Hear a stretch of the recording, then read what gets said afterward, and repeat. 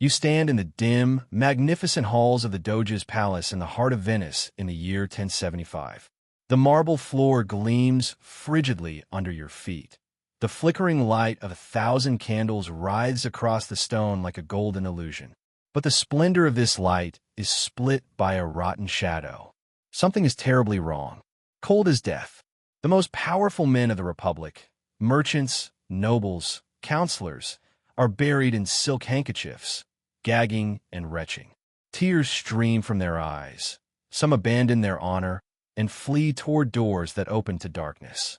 The enemy is neither sword nor betrayal. No, the invisible army that has brought them to their knees is a smell. The smell of decay, of death. This cursed miasma seeps from the apartments above. There, a Byzantine princess writhes in the grip of a death that shatters human understanding. Her name is Theodora Doukaina. Her downfall will be etched onto the pages of history like a black seal. The stench rising from her rooms is unbearable, a poison that sears the soul. Servants dare not approach. Courtiers are scattered in disarray. The Doge himself is too weak to approach his wife. This is no ordinary illness. The Chronicles write that she was cursed with a malady that rotted her body from the inside out, a decay that gnawed at human flesh and mocked the knowledge of physicians. Theodora was once the glittering pearl of Constantinople, a child of that imperial city adorned with marble, washed by waters, and embellished with mosaics. But when she stepped into Venice, she brought another world with her. And this world, compared to Venice's muddy islands, fishing shacks, and salt-smelling warehouses, seemed as opposite as heaven and hell. Her splendor spread through the city's veins like a poison. Every custom, every movement, every breath of hers was an echo of foreignness and blasphemy. At her first feast, fabrics rippled like water over her silk-clad body. Her jewels sparked like a living fire in the candlelight. And then she lifted a small golden tool. 2 delicate prongs, an ornate handle, a fork. The hall fell into silence. The men who had weathered the tempests of the seas and were accustomed to the cold steel of swords watched, holding their breath. She did not touch the food with her hands. She carried her morsel not with her fingers, but with this sinister tool. Whispers began to spread like snakes. Does this woman think herself beyond sacredness? What is this if not the devil's spear? The fork was not merely a matter of table manners. It was a sign of a curse. She was a proud foreigner who scorned traditions and turned luxury into blasphemy. The priests murmured, "Such arrogance invites God's wrath." But this was only the beginning. Theodora's habits made her seem less like a wife and more like a sorceress, a witch. The Venetians had embraced filth. Rot and sweat were their world. But Theodora, as if fallen from the heavens, commanded her attendants to bathe her in rainwater. She filled her room with strange incense, the smell of foreign herbs. A supernatural smoke wafted through the corridors. Scented gloves, golden basins, candles that dwarfed the pale light of lanterns. Venice was condemned to mud and stench. Its queen, however, was destroying the smell, radiating a supernatural, inhuman grandeur in its place. And every gesture, every ornament, every perfumed touch whispered the same cursed message. Venice's ways are not enough. I'm another realm.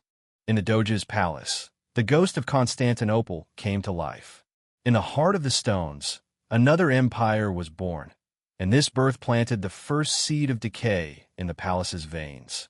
Her ladies-in-waiting, chamberlains, and pages were all arranged in a hierarchy borrowed from the Byzantine throne room. Venetians were accustomed to informal gatherings, but Theodora demanded ceremony. She expected reverence, and she received it. Jaws dropped at her garments. In a city built on mud and sea vapor, Venetian women wore practical fabrics. Theodora, however, would enter rooms wearing silk that rippled like water interwoven with gold thread, dazzling with the sparkle of jewels. Her jewels didn't just shine. They seemed to bend fire, making her appear to be from another realm. Her meals became a spectacle. The tables were overflowing with golden plates and crystal vessels that shimmered like ice. Servants brought plate after plate, as if eating were a theatrical performance. To Venetians, who were accustomed to eating from wooden bowls with their hands, this sight was shocking. But what unsettled them most was Theodora herself. She was neither ashamed, nor did she hide her pleasures.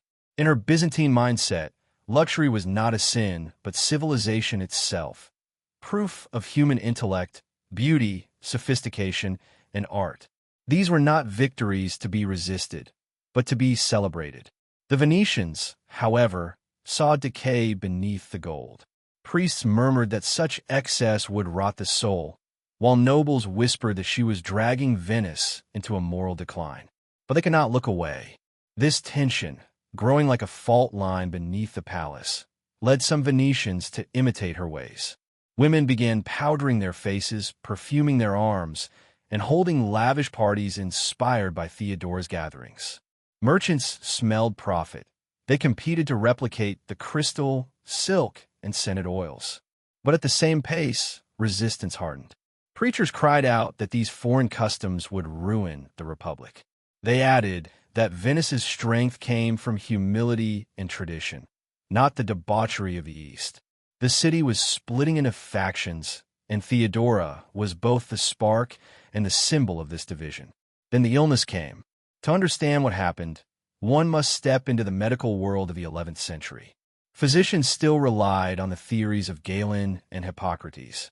Illness was not a matter of biology, but of sin, imbalance, or even divine punishment. The connection between cleanliness and health was almost completely unknown. Palace life, meanwhile, was a breeding ground for disaster. Poor hygiene, stagnant air, accumulated waste, and food rotting in the kitchens after feasts. The nobles lived in the very center of grandeur and infection. So when rumors of Theodora's illness began to spread, no one expected what was to come. It all started small. Servants noticed her morning baths were shorter and simpler. Less incense was burned in her room, and she looked tired and distracted. It seemed like the fatigue of adjusting to the city and a new life. But then the inexplicable change began. What the physicians called an internal decay began to be seen externally. Her body was betraying her. The decline was at first too subtle to be noticed, but within weeks, it became a terrifying spectacle.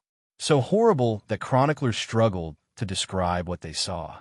The first undeniable sign was the smell. No matter how much incense was burned or how much perfume was applied, a foul, organic odor seeped from her rooms. It was not the sweet vapor that had become synonymous with Theodora's presence, but something darker, heavier, and living. At first, officials thought it was spoiled food or a malfunction in the palace's sewage system. It was easy to blame the pipes or the kitchen. But as the days passed, the smell grew darker, permeating the stones. Even servants accustomed to the filth of medieval Venice would gag and flee when they entered her room. The stench clung to them like a curse. Everyone whispered the same question. What was happening to the princess? You can almost sense the smell yourself.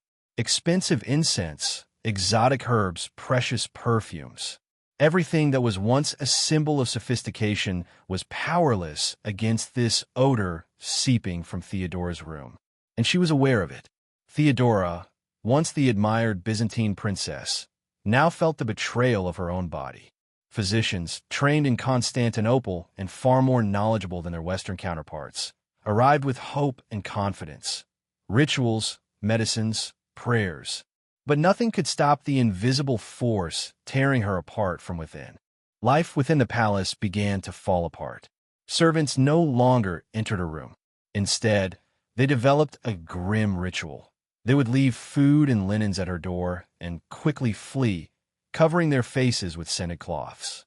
Even the loyal ones muttered their prayers out of fear, not out of devotion, afraid that her fate would be contagious.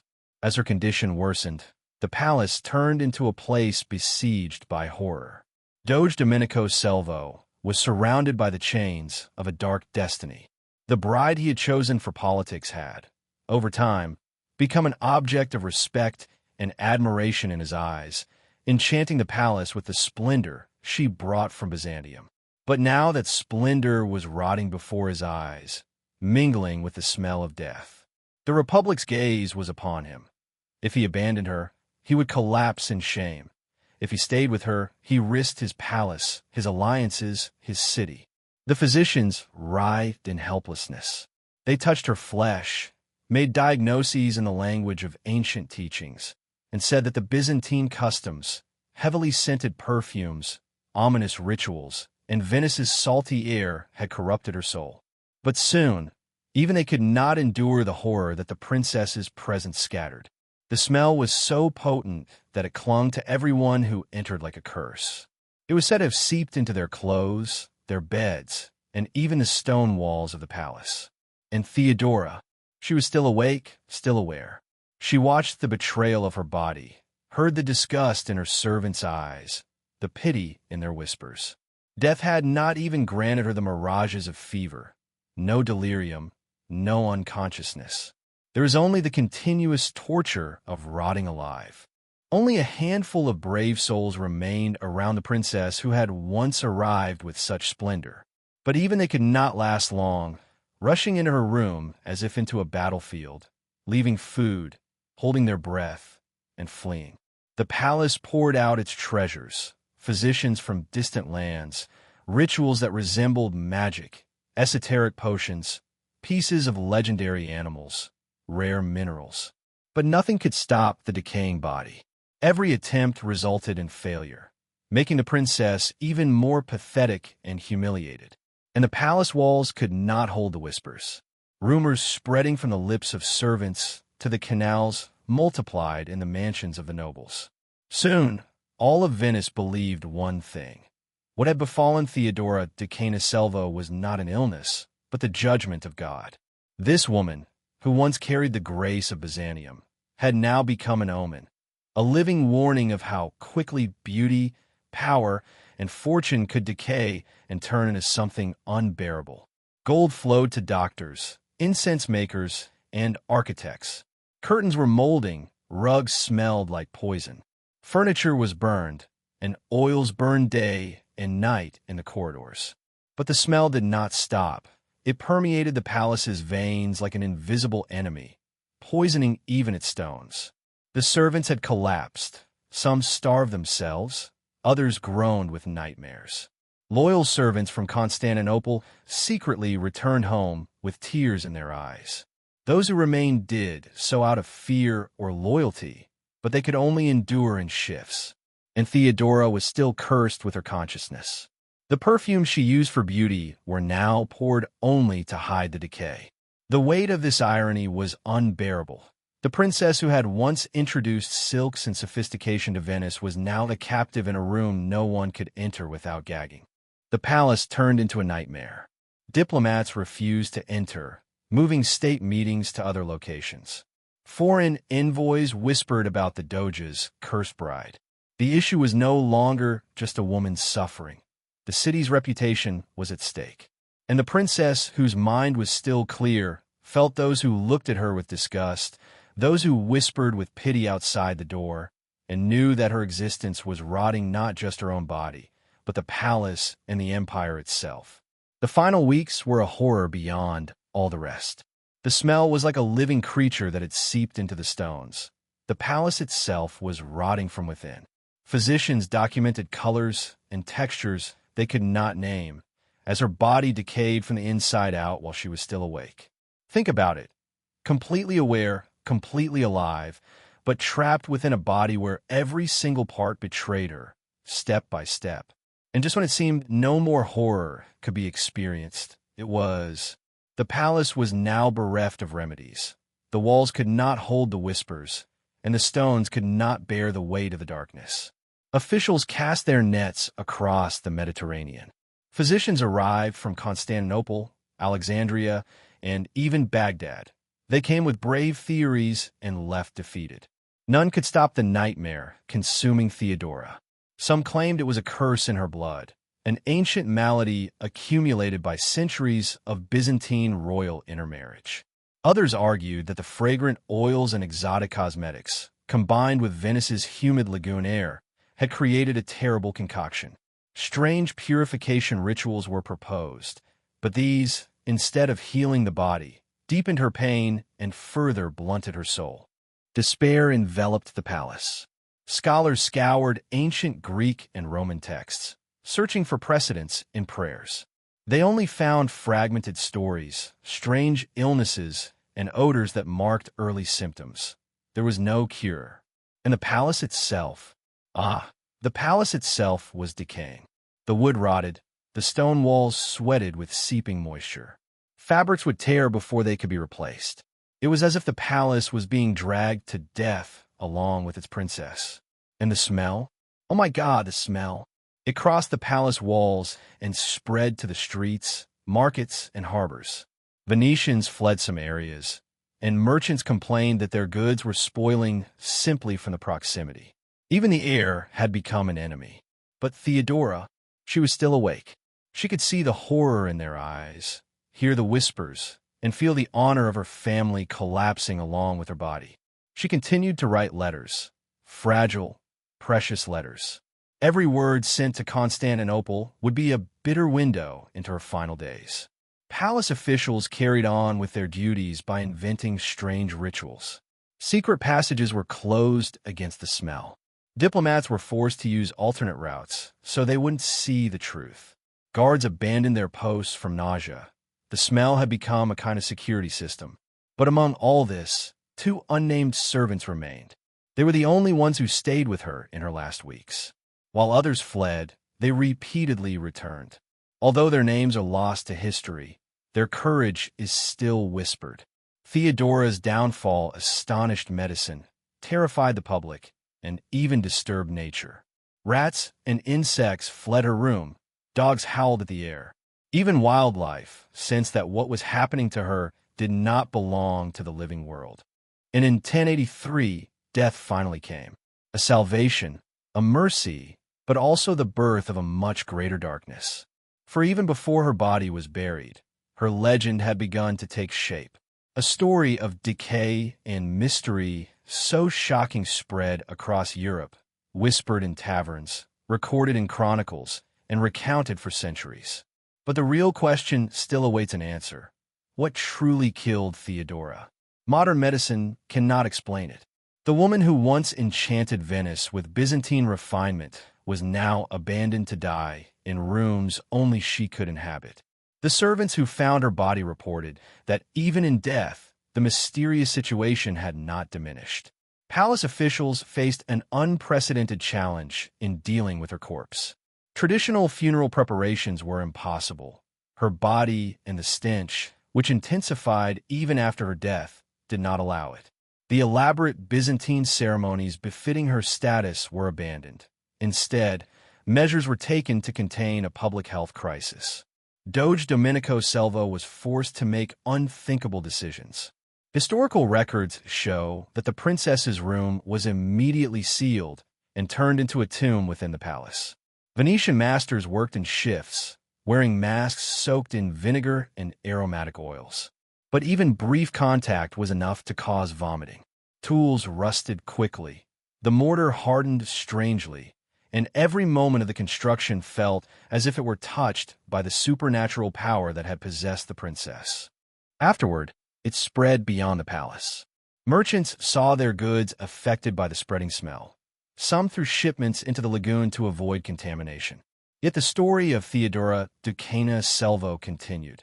It was stored in the palace archives and whispered in the streets of Venice for centuries. Her story serves as a reminder of how cultural pride, medical ignorance, and human arrogance can turn a life into a tragedy that echoes through time. Whether her fate was cosmic justice or a cruel medical mystery is unknown. The ruined princess became an eternal warning about the dangerous intersection of power, excess, and forces beyond human understanding. Even after the princess's death, her story did not fade. Venice was rebuilt around the sealed rooms, but the whispers of Theodora Doukaina Selvo continued to haunt the palace for generations. Scholars debated the dark source of Theodora's mysterious illness. Some pointed to exotic, poisonous potions. Some blamed the mysterious and hereditary curses of centuries of Byzantine royal intermarriages. Others believed it was a cold and ruthless cosmic punishment for challenging local norms. Her story turned into a legend. It spread by word of mouth as a chilling reminder of how fragile human life can be in a world where medicine, culture, and power collide. Theodora's life was filled with brilliance and sophistication, like an echo of light and grace. But her end surrendered to the dark arms of loneliness and isolation. Her extraordinary habits were misunderstood. Her body was betrayed and rotted by forces beyond human comprehension. Historians now do not look at her as merely a medical mystery. In them, Theodora appears as a woman ahead of her time, a cultural ambassador. Her presence forever changed the fabric of Venice. Her perfumes, strange implements, and rituals slowly seeped into Venetian life. They became a silent but lasting echo of her influence. But for those who lived through her last years, Theodora's name was still a whisper of fear, tragedy, and a chilling reminder that the most beautiful surface of civilization can be stripped away in an instant by incomprehensible and invisible forces. She stands as a figure who still wanders in the shadows of history, dazzling, intelligent, and terrifyingly human. Her fate casts both a spell and a disquieting chill in the soul of everyone who learns of it. It echoes as a story where darkness and grandeur, life and death, are intertwined.